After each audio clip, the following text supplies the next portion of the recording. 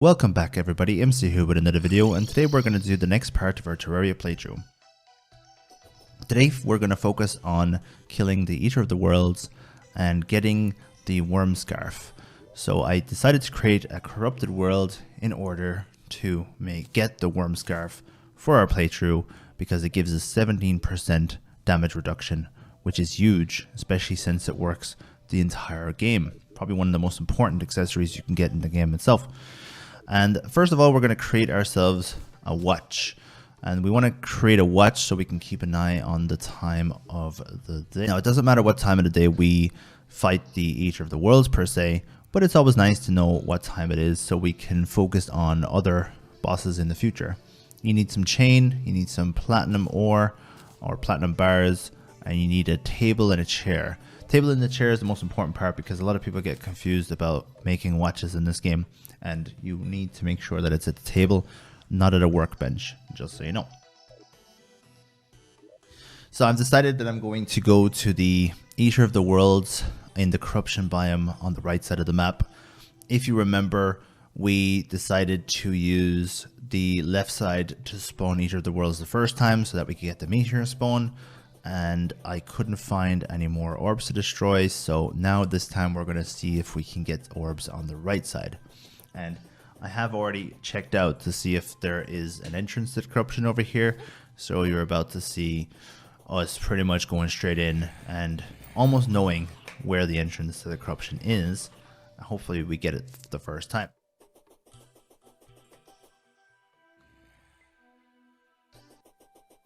So we're a couple of weeks away from 1.4 coming out. A few people have asked me what am I going to do with the Terraria playthrough, especially with the expert playthrough when 1.4 does come out. I'm going to continue the expert playthrough until it's finished, and then I'm going to do the master mode playthrough.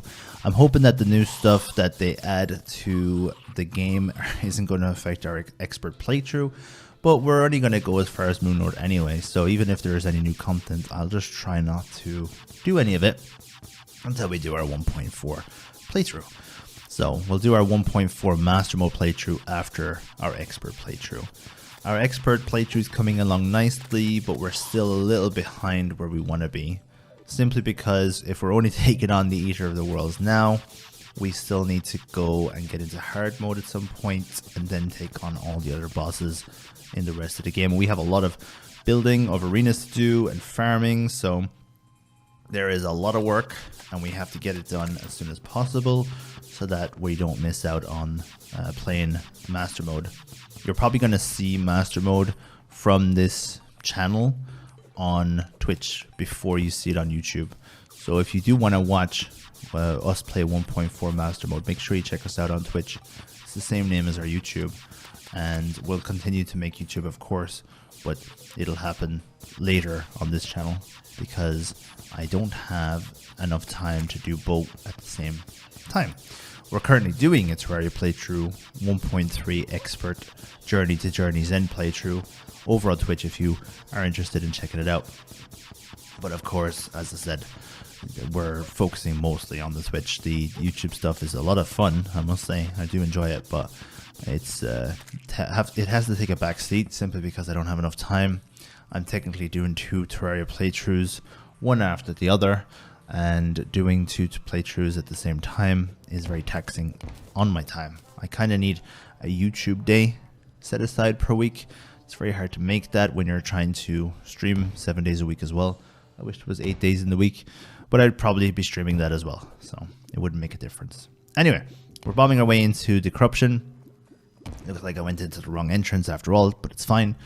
And after we go into the corruption, you probably noticed that I still don't have a hook, and we really need a hook because we're struggling to maneuver through jagged areas because of having no hook. But for now we'll be fine. We can make one later. I don't know why I didn't get very many gems in this playthrough. Like, I've never gone this long without having 15 topaz or 15 rubies. I almost remember selling some rubies and selling some topaz earlier on in this playthrough, probably forgetting that I didn't already have a hook, but I suppose it doesn't matter now. We can just get one later on. But for now, we're just going to kill out this area, and now we're going to make a little bit of an arena. The Eater of the Worlds is a funny boss because you don't need anything, even in expert mode for Eater of the Worlds. You can just make a very small arena and fight him head on, and he can't get to you. So if you make a long arena and you get a lucky spawn, of course, he's not always going to spawn coming in from the side. But if he does come in from the side, all you got to do is stand to his left or to his right and continue shooting him in the face, and he'll never reach you if you have enough space. However, that only works if you have the meteor armor and the meteor gun. So make sure that you do the trick that I mentioned in the last video to get the meteor armor and the meteor gun easy. But in general, we're going to use this little arena. Now I made it a bit longer than I needed because I didn't realize that I was going to be so efficient at killing him. The deadly space gun is just so much better than pretty much all the other prefixes. I mean, not all of them, but most of them. The deadly version is so much better than like powerful or lazy. And it's funny how much of a difference it makes. So there's 2 orbs down here. It's great when there's 2 orbs together. I'm running out of dynamite, so I'm going to have to dig down a bit with my Reaver Shark. And yes, once again, the Reaver Shark is so good at this because it can destroy even stone blocks. I love using the Reaver Shark early game. Apparently in 1.4 they're going to nerf getting the Reaver Shark. You won't be able to get it as early as you used to be able to, which is going to be very sad because it means I'm going to have to go back to getting the meteor, or not the meteor, but the molten pickaxe, which is going to suck because the whole point of the Reaver Shark is it's supposed to give you a sense of achievement for fishing. And now you're not going to be able to get the Reaver Shark as easily. Now that's not 100% confirmed. Hopefully they don't change it. Hopefully they go back on what I just said, but you'll never know. Anyway, I'm going to let you enjoy this fight.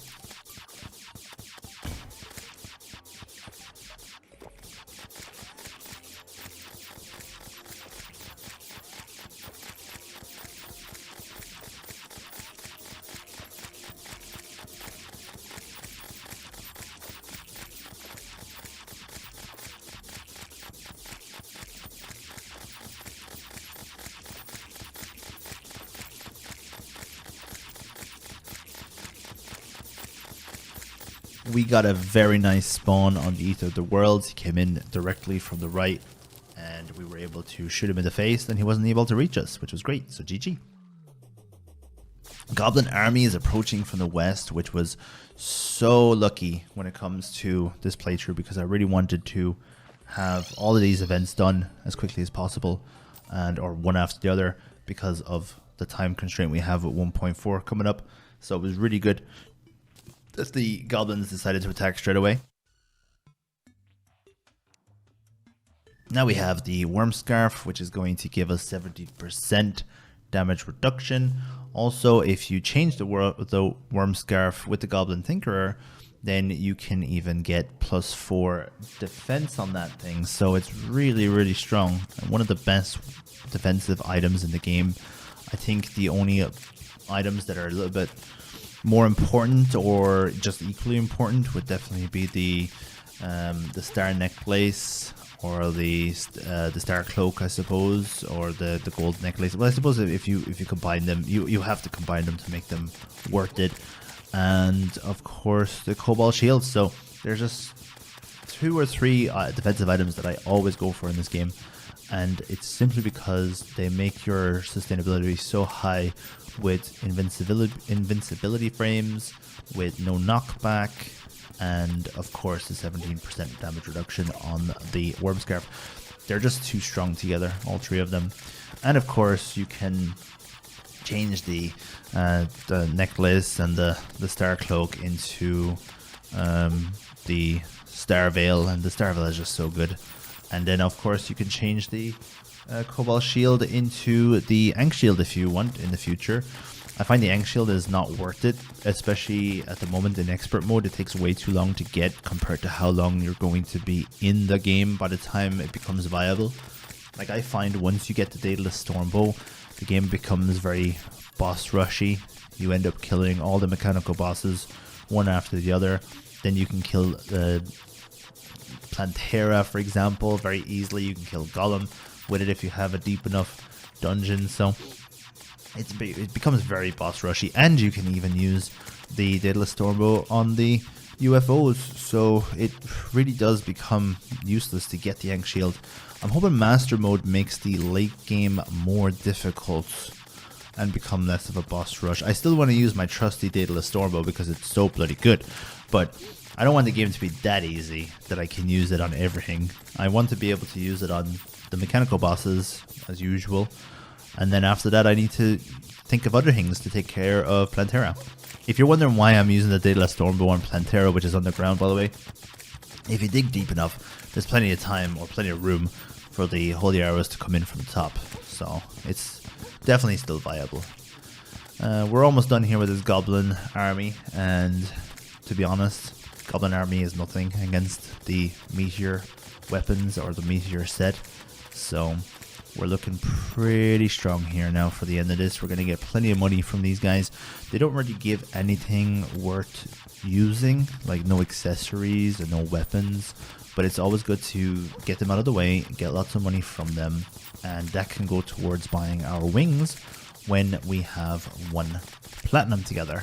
So there's the goblin army completed very easily with the armor that we have, with the gun that we have, and now we're just going to collect all the loot. In general, that is going to be it for today's video. Thank you very much for hanging out with us today. I will see you again in a couple of weeks for the next one. I'm going to try and record as much 1.3 as I can, and then just use the footage later on and send it out to you guys. We're going to finish the 1.3 expert playthrough before we start the 1.4 on YouTube. Thank you very much for hanging out with us, and I'll see you again the next time. Make sure you check out our videos and make sure you catch up on the playthrough if you haven't seen the first sections. Anyway, thank you very much, and I'll see you again soon. Ta-ta!